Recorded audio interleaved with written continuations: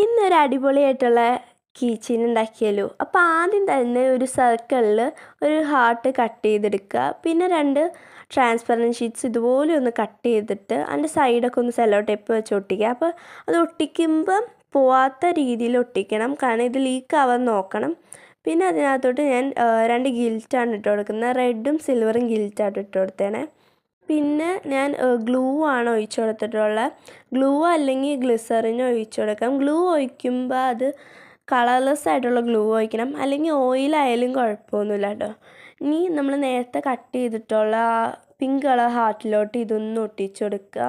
അത് കഴിഞ്ഞിട്ട് ഞാൻ അതേ സെയിം സൈസ് തന്നെ ഒരു വൈറ്റ് കളർ പേപ്പർ, സർക്കിൾ പേപ്പറാണ് വെച്ചിട്ടുള്ളത്. അതും ഇതിനകത്തോട്ട് ഒന്ന് പേസ്റ്റ് ചെയ്ത് കൊടുക്കുക. ഇനി നമുക്ക് ഒരു ഹോൾ മേക്കറും കൊണ്ട് ഒരു ഹോൾ ഇട്ട് കൊടുക്കുക. നമുക്ക് കീ ചെയിൻ ഇടാനാണ്. അപ്പോൾ ആ ചെയിനും കൂടി ഇട്ട് കൊടുക്കുക. അപ്പോൾ ഇത്രേ ഉള്ളൂ.